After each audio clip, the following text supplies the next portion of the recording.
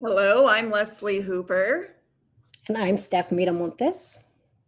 and welcome to my channel, y'all. Today, Coach Steph and I are going to be reacting to a video by Stephanie Buttermore. As you can tell, I am very new to her content, but I will say she has a rather large following on YouTube, and I thought her video would be insightful for our audience because she shares her journey of gaining weight and then losing weight over the course of a year. And again, I think it's just pretty relatable with our demographic of client. And so, Steph, get ready, buckle up. Now, when things really got set in motion was when I decided to do a mini cut at the end of 2018, early 2019. Long-awaited video on the little cut I did back in December, January-ish. And I was also working on my trained abs every day for 6 months video. Yeah, 6 months later. And I felt like for this type of content to do well in the environment of YouTube, I felt like I had to make sure that I was really lean so the abs that I built would look even more impressive. And that was kind of the last straw, like the straw that broke the camel's back, that I was just sick of it. I was sick and tired of being hungry all the time, just so I could be in fitness, like just so I could be successful on this platform. It just wasn't worth it for me anymore. And like, I just couldn't see myself sustaining it long term. It was the spring of 2019 that I had a chat with Dr. Nicola Rinaldi about hypothalamic amenorrhea. Hi, Nicola. Thank you so much for joining me. Which is the lack of menstruation for 3 consecutive months or more. This could be due to undereating, overexercising, stress, genetics, or even a combination of any of those things. I was making a video on the topic, and she's an expert in that area of research, so we had a great conversation. But I genuinely didn't think that our conversation would be so profound. I wanted her expertise not only on hypothalamic amenorrhea, but also on how to fix it. So the quicker you return to sort of that, to fueling your body adequately, the faster things can turn back on again. And this was something that I actually experienced myself back when I competed, and I knew a lot of my audience was dealing with it. She had this concept of going all in, so full credit nonstop to Nicola, but her version was eating a minimum of 2,500 calories with no maximum. And from what I understand, this is in efforts to get your period back. Okay, I'm going to go ahead and just stop it here for a moment and get your initial thoughts and feedback just on something that we did recently cover on the Outsmart Overeating podcast briefly with Agna. We talked about losing your period, and I know I experienced that through extreme restriction and overexercising. So I just thought I'd give you a moment to share any thoughts you have so far on this. I also lost my cycle through extreme dieting and things, and I think it's pretty common. I remember being in the gym and talking to a competitor one time, and she's a lovely person. I really like her, and we developed a relationship through seeing each other at the gym and just, kind of bumping elbows like you do.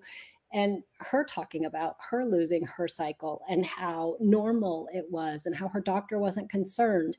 And I was concerned because I have been through some hormonal hell in addition to losing my cycle.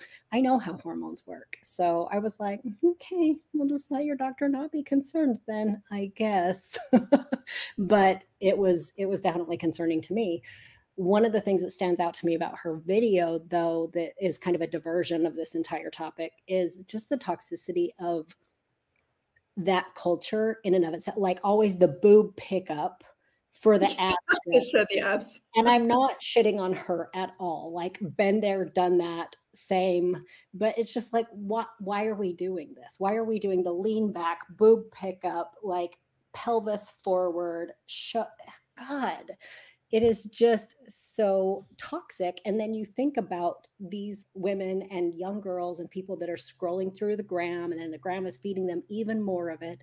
And she is miserable, unhealthy, losing her period, being promoted as the picture of health and fitness and wellness, when in reality, her body's fighting to survive. So yeah, those are my initial kind of brain dumpy thoughts, not really cohesive, but here we are. Yeah, I appreciate you bringing up the, I guess, glorifying of abs. And you're right, it is kind of seen as the pinnacle or picture of health, but it is anything but. She's sitting here talking about losing her period and extreme hunger and how unhappy and dissatisfied she is here in her life.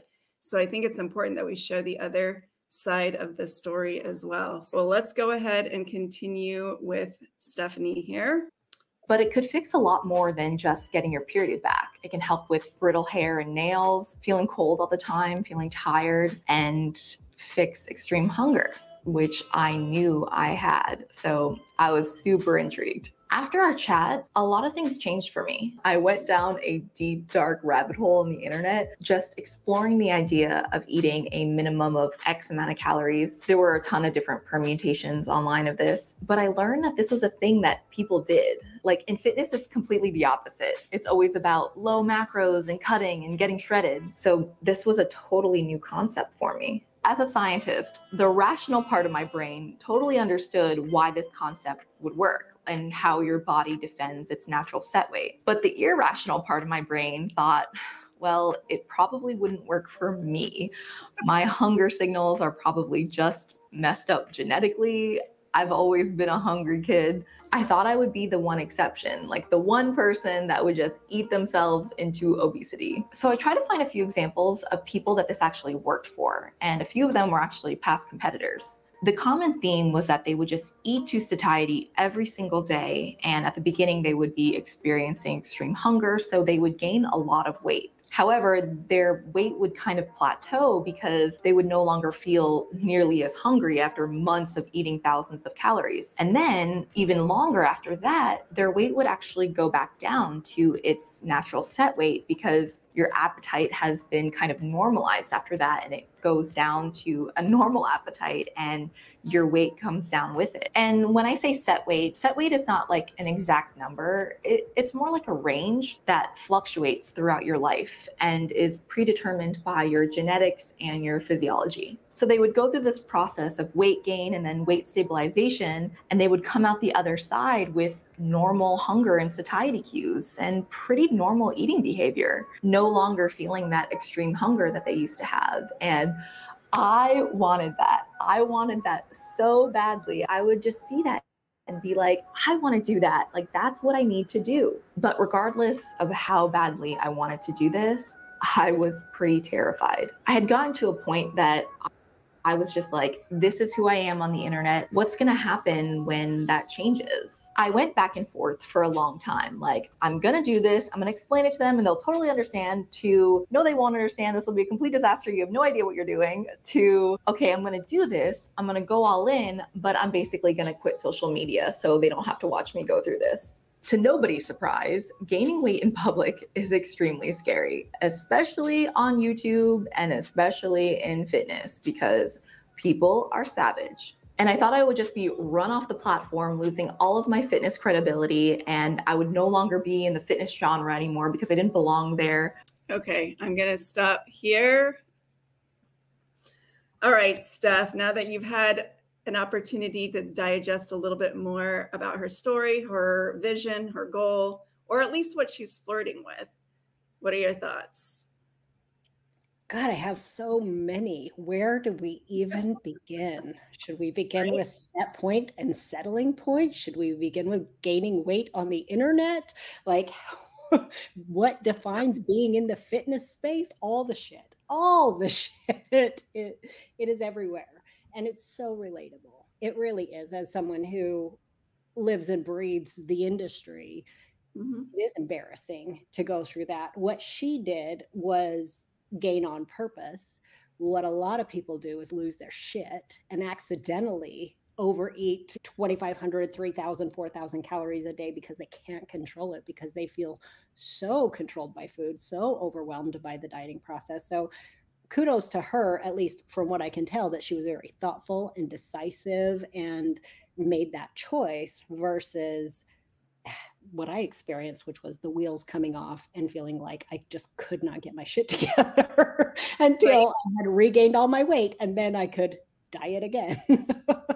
But from the scientific standpoint, yeah, your body does defend a certain set point to a degree, but it's not hard and fast. And so it's really difficult as someone who I perceive her as someone who lives in a pretty thin body, and everyone she gave examples of live in a pretty thin body. So it's easy to say, hey, you're 120 or 130 pounds, you're a size 2'4", you dieted down, competed, got ripped and jacked, and now you get to regain some weight and then settle back into your 2'4".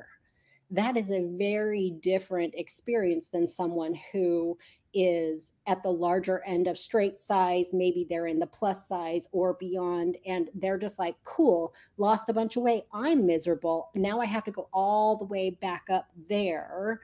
And that's pretty defeating in the mindset. It was for me to hear something like that. And I'm like, my set point, like my body's really going to defend me at this weight, not the weight I'm currently at, but the weight that I kept ballooning back up to after every diet.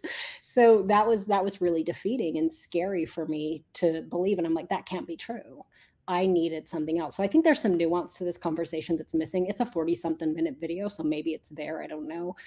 So relatable. I feel like in a lot of ways that was my story. I can also remember reading about reverse dieting and second guessing. Should I try carb cycling? Should I do refeed? The chatter is nonsense because you're just looking for relief constantly. It's not sustainable. And so she's looking for that relief, but also in front of an audience in the fitness space where there is added pressure. Let's continue on and see where things go from here.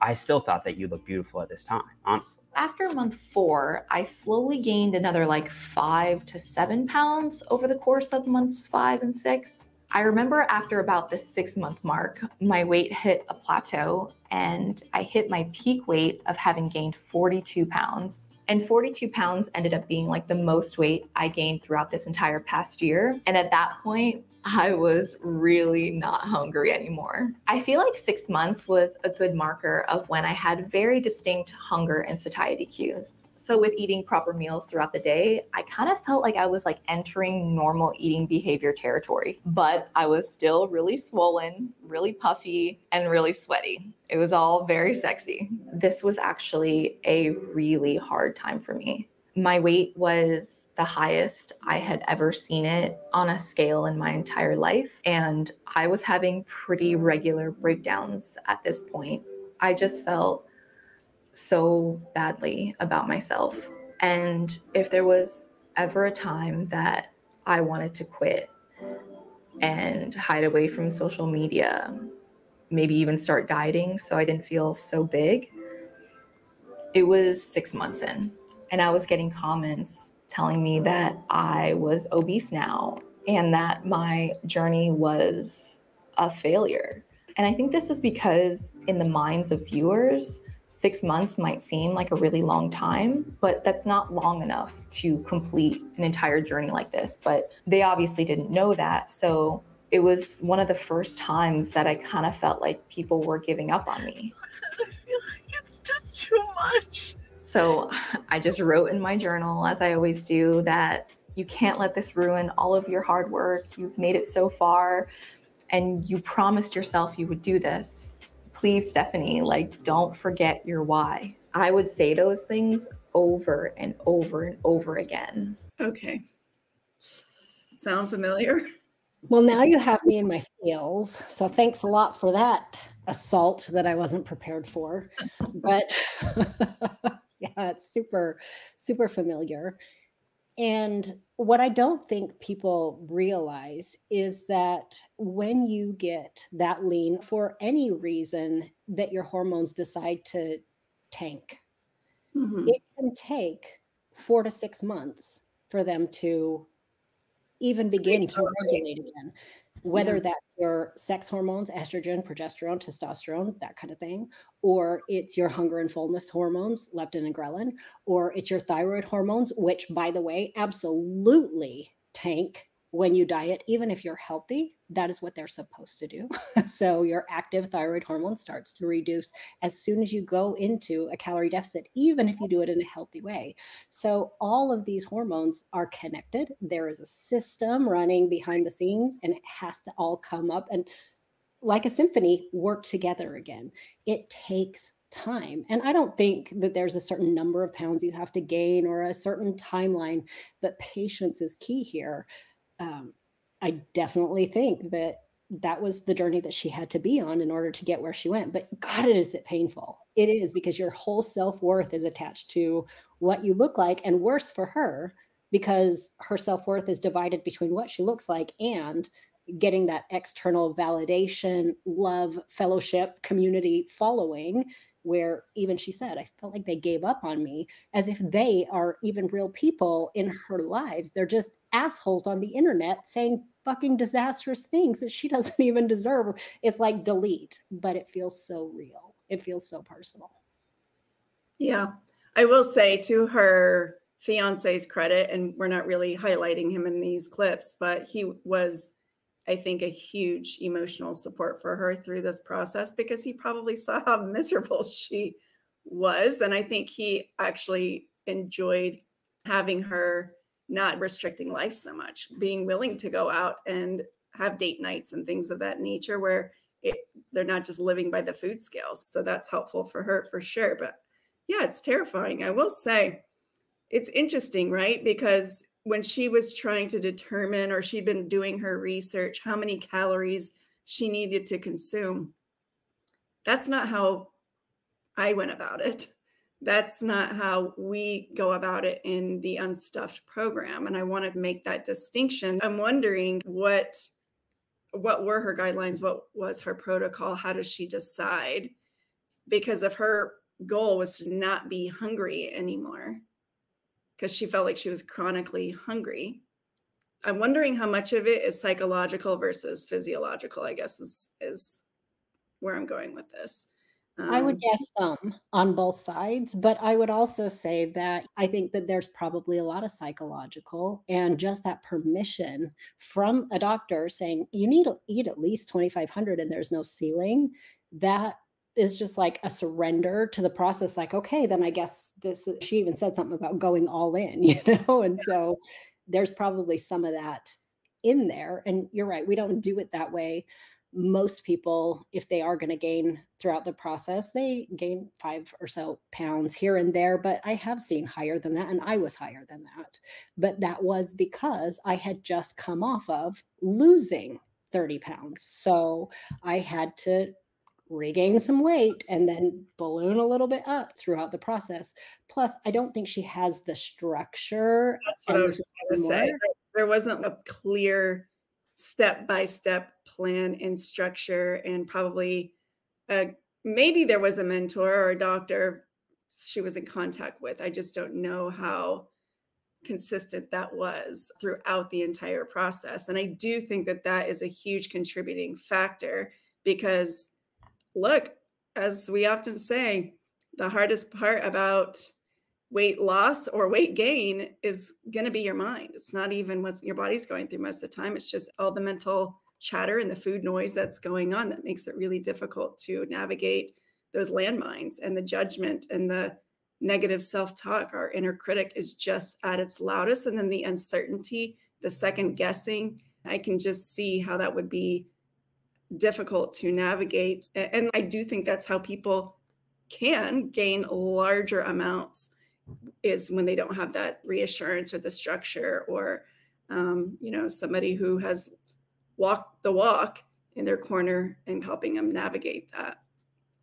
All right, let's move on here. This journey, that it was like this triphasic or 3-phase process, if you will. Phase 1, you're really hungry and there's a lot of weight gain. Phase 2, you're less hungry and your weight hits a plateau, so it doesn't move for a few months. And then phase 3, you're less hungry than phase 2, and your weight actually starts to decrease towards your set weight. And that can take like however long. So from my highest weight, 42 pounds up to now, May 2020, I've lost about 13 pounds over the course of those 3 to 4 months. And I feel very comfortable here. Like, I don't feel like I need to lose any more.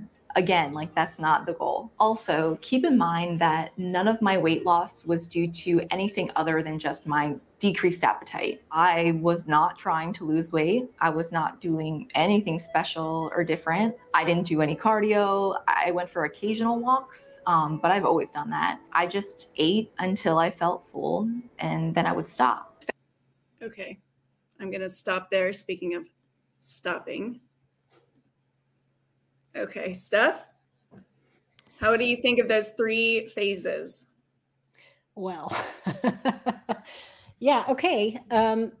My thought is that it's a risky business to play that game because, yes, phase 1, you are super hungry, and phase 2, you're eating more and you're normalizing.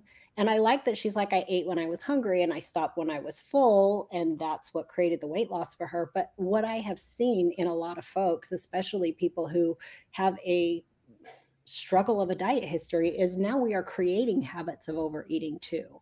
So if we are allowing this sort of full surrender slingshot effect and we're overeating, there is the ability to train yourself to consume a certain amount of food. We see it in our program all the time where people will go through it and they will start with the habit, start working on it. And then all of a sudden they're going, oh my God, I cannot eat like I used to. Holy shit, I used to eat so much. I couldn't fit that in my body now. How did that ever happen? And it's because over time, you train your body to consume that much food. So yeah, it might have worked out really well for her. It sounds like she's got some good habits. She's eating when she's hungry, stopping when she's full. She didn't have to really try anything or do anything to lose the weight, which I think is great. But some people will develop the habit of overeating and emotional overeating when you throw the boundaries out the window. And I'm not talking about diet boundaries, calorie counting, things like that. I'm just talking about like, we got to stay present here and in tune with the process. Well, the boundaries of your body, right? And that's the other thing, is you do become more sensitive to those hunger and fullness cues the closer and more consistent you are paying attention. So over time, we do get full sooner, potentially, or we're just really aware of it now. The thing that has been turned off in our brain because we've been eating according to those food rules, calorie counts, and the clock are no longer how we're determining when we eat and how much we eat. And so we become connected to that fullness and hunger cue and react a lot more quickly. And also, so much of overeating, I think when you are restricting, is that boomerang. It is seeking that relief. So if we're not always looking for the relief from our diet, then over time, food does become a little less appealing. The food noise gets quieter. The desire to eat all the bad foods kind of go away, right? There's not the same degree of rebellion happening, or that forbidden fruit is no longer forbidden. So all of these little reasons why we eat start to fade away and diminish when you give yourself permission to eat all the things. And so that novelty drifts away and food becomes a little less enticing, a little less appealing. And that creates space for us to pay closer attention to our hunger and fullness cues. I'm assuming she has done some work into intuitive eating if she's talking about hunger and fullness in that way. Yeah, probably so. And I lost my train of thought, so we'll just leave it at that. Sounds about right. So I know I mentioned that at the 6-month mark, I had a really hard time. So that was probably the time that I really wanted to quit. But trust me, I had way more meltdowns than just that. Like, that was just when it was the worst. At the beginning, I think I would have a meltdown like once a week. I had my first one right before I left for that Australia Bali trip. And I had a couple in Bali, I'm not gonna lie. So I'll get one time feeling down. So you know that it happens. There's a belt that is supposed to go here. It doesn't fit. And yeah, like at least once a week I would have one. And luckily I haven't had one in a long time. I actually can't even remember the last time I've had one. But at the beginning, I just had so many bad body image days. I also just had so many doubts that this was even gonna work. And I would just be like an example of this massive failure. Of course, that didn't happen. And having rational people by my side was really essential. Okay, so having a support system, a community, does appear to be incredibly valuable. Who would have thought? Shocker. Yeah, I think that that's one of the most important things. And I've seen it time and time again on both ends of the spectrum, by the way, the extreme dieting end and the extreme anti dieting end, and everywhere in the middle. When you have the posse behind you, then you start borrowing their thoughts, you start borrowing their beliefs, and you can try them on and pull from them when you need them. And so, just making sure that the community that you're in is the direction you want to be going, but is really helpful so you don't get brainwashed the wrong way.